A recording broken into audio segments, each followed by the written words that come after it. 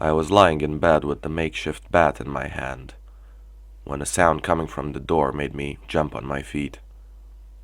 I started silently stepping towards the door when I heard a distinct sound of a key being turned. The door started to open, and I went for the blow. The moment I distinguished the silhouette stepping through the door, I swung the weapon, but before I could strike, I heard a loud noise and I was instantaneously kicked to the floor.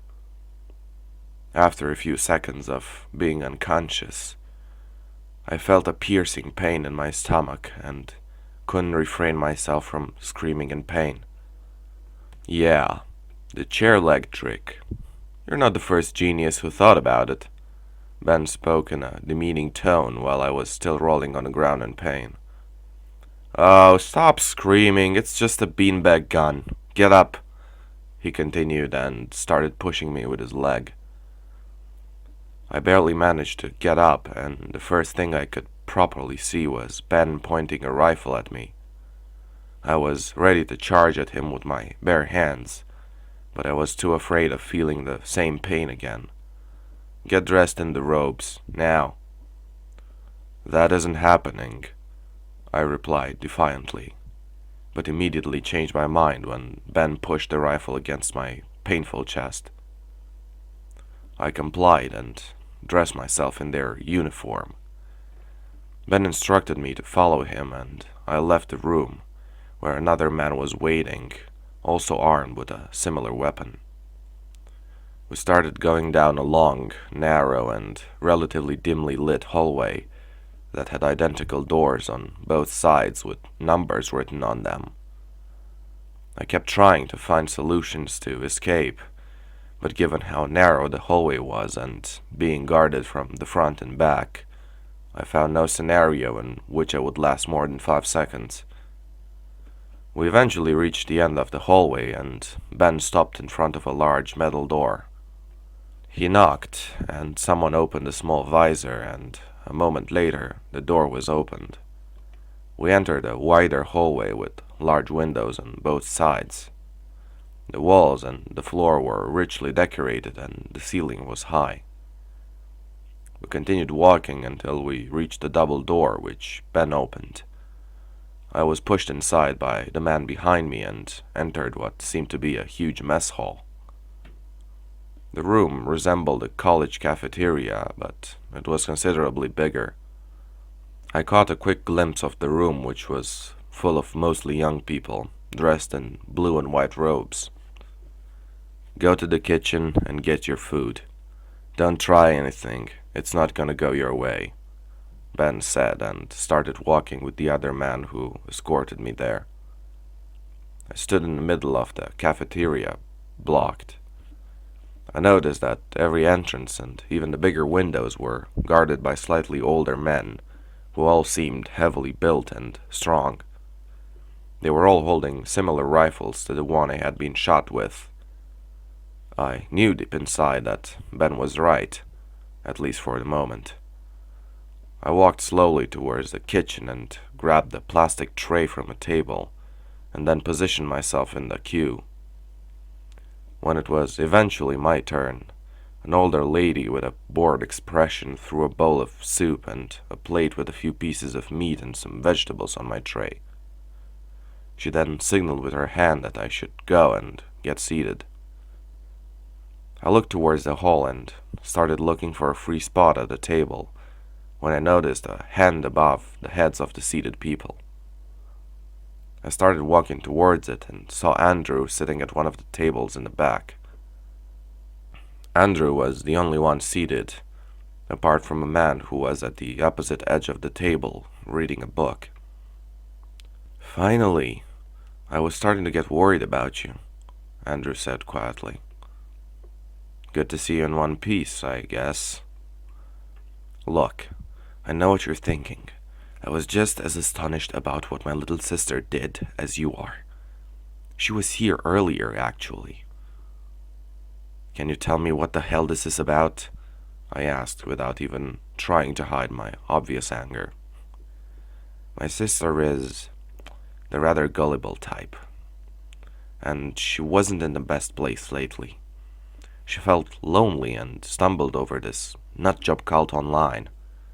They told her what she wanted to hear, gave her a shoulder to cry on, and convinced her to join them. They knew we were friends, and that you'd come to me, so they had her. I don't want to hear excuses. I only just escaped years of torment to be thrown into this hole not even 2 days later. She doesn't even want to be here anymore. She came to me crying and told me this place was nothing like they described it. Anna, well, she's sorry and wants to get out of here as much as we do. Andrew spoke louder, attracting a long stare from one of the guards for a few moments. Sorry to break it to you, but it's a bit too late for that.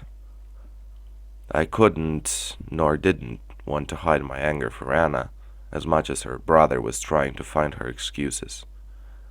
I became a bit more amiable when Andrew started talking about hatching an escape plan, since it was becoming pretty clear that none of us could break out of that place alone. Andrew suggested we lay low for a while and try our best to comply with the ground rules to avoid suspicion and to hopefully have less eyes watching us constantly. I abhorred the idea of even listening to another order from one of the cult members, but I eventually accepted, given the lack of other options. I started eating the food that was given, which was bland and tasteless, but I was hungry enough to accept just about anything. I couldn't help but notice that the cultists, dressed in white uniforms and had rich plates, overfilled with food that actually looked decent, while everyone in the blue robes received the same thing that I did. Just as I finished eating, I heard some sort of bell ring loudly, and everyone around me started getting up from their table. I was confused and remained seated until one of the guards started walking towards me. "You, get up and follow me," he said and grabbed me by the hand, pulling me away from the table. I could barely keep up with him, as he was walking fast through the crowd of people who were either following other guards or leaving through one of the doors of the cafeteria. I followed him through a different door than the one I entered through, went quickly through a few hallways until we eventually reached a large lobby. I could see with the corner of my eye that the lobby was also richly decorated and was unlike any of the rooms or hallways I had been through. But I couldn't get lost in the scenery as the guard was making angry signals with his hand that I should keep up. We exited the building through one of the many doors at the entrance to the lobby, and the brightness of the sun blinded me for a moment. I stopped in my tracks for a few seconds and started frantically looking around. It was my first glimpse of the outside of the building, and I didn't even know where I should start looking. I noticed a huge wall that seemed to surround the entire complex that was at least 8 or 9 meters tall and secured with copious amounts of barbed wire, both on top of the wall and at its base. There were also tall structures along this wall that reminded me of prison towers, as they even came with some sort of spotlights. "What are you staring at?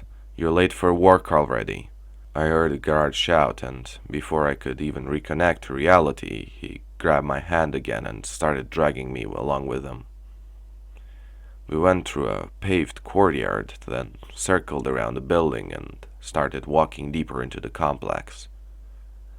There were many other buildings of all sizes sprinkled around the area, but the guard led me to a small, empty field at the edge of the compound, where there was something that resembled a construction site. "Right. Take a shovel from the ground and start digging. Don't slack off if you want to eat tomorrow," he said and pointed towards a few shovels thrown on the ground. I froze for a second and looked around the site. There was a large hole in the ground, and about a dozen people in blue robes were digging restlessly. There were some markings on the ground indicating the hole was supposed to be much larger, and the whole site was surrounded by guards in white robes, holding either rifles or some kind of canes. I slowly walked to the shovels, reluctantly took one from the ground and stared into the hole. "What are you waiting for? Start digging!" I heard the guard shout, and he shoved me in the hole. I went to the side where most of the others were digging and started working. The first 2 hours or so weren't as bad, but as time went on, I realized that it was only going to get worse. My hands and legs started getting sore, and with every strike of the shovel, I felt the skin on my hands could rip itself at any moment. "Hey, excuse me. When are they gonna let us take a break?" I quietly asked a young man digging on my side. "Sundown." "What do you mean?"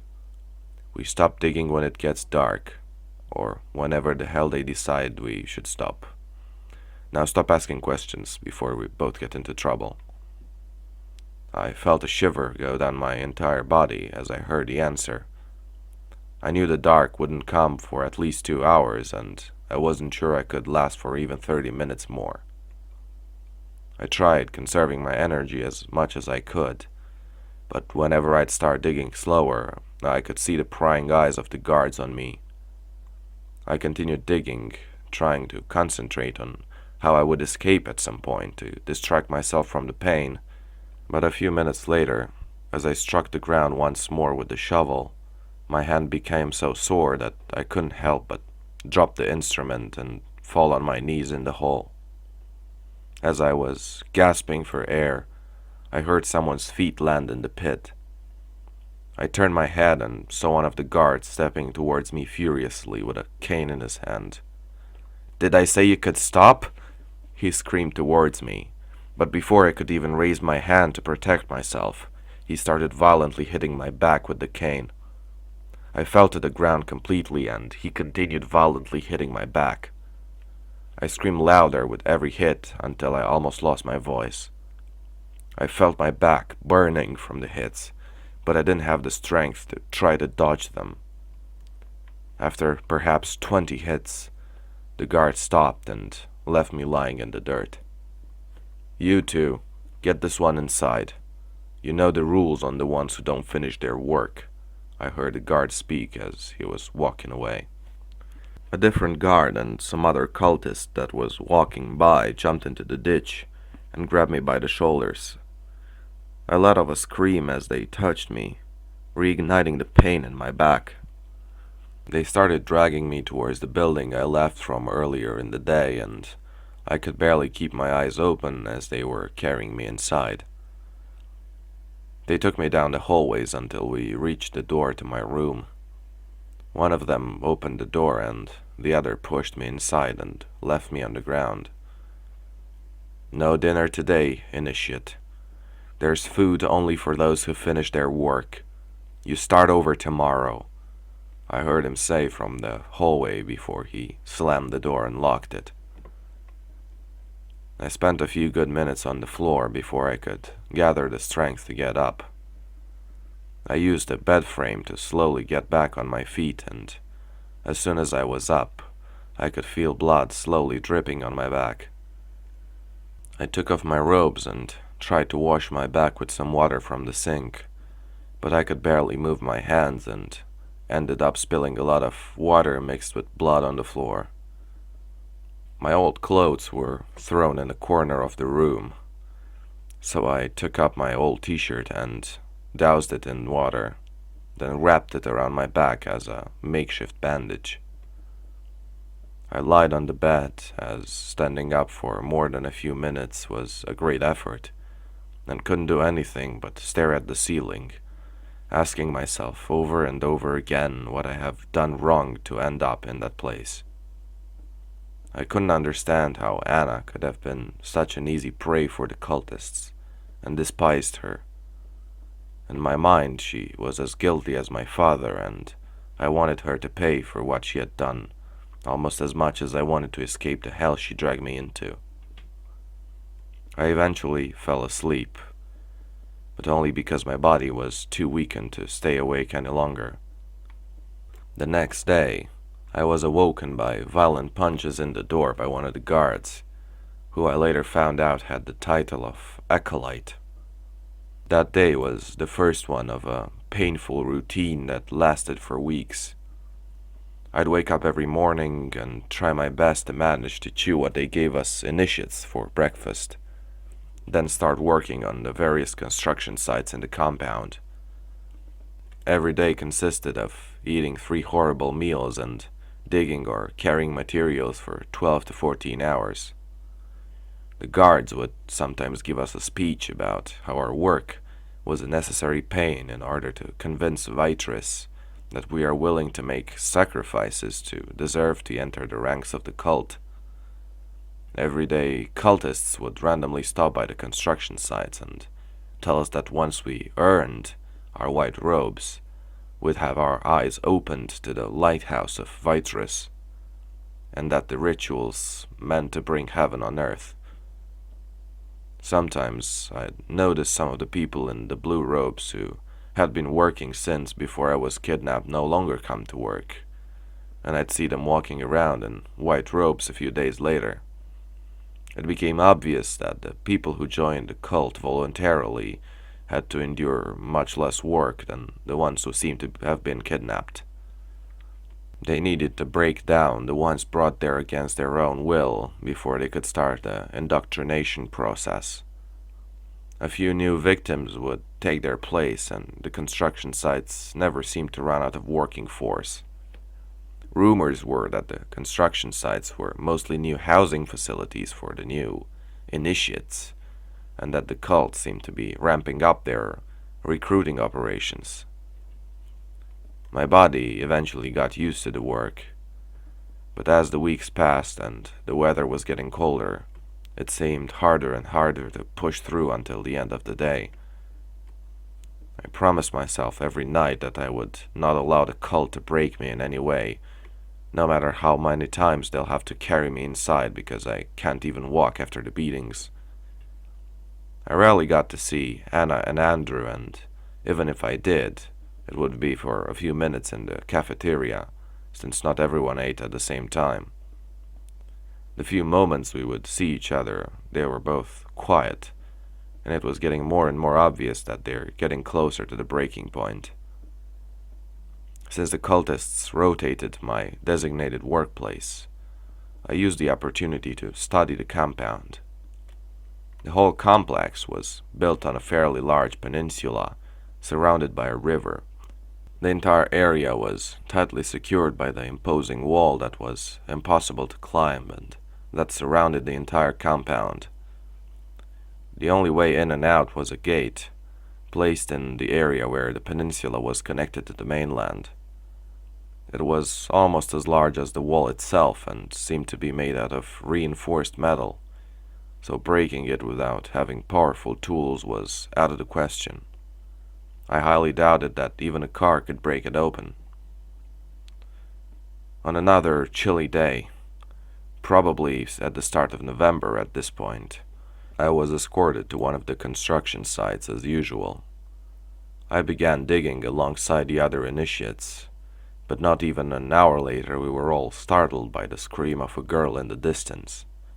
We left our shovels down for a moment and looked above the ditch to see what was going on, and I recognized Anna.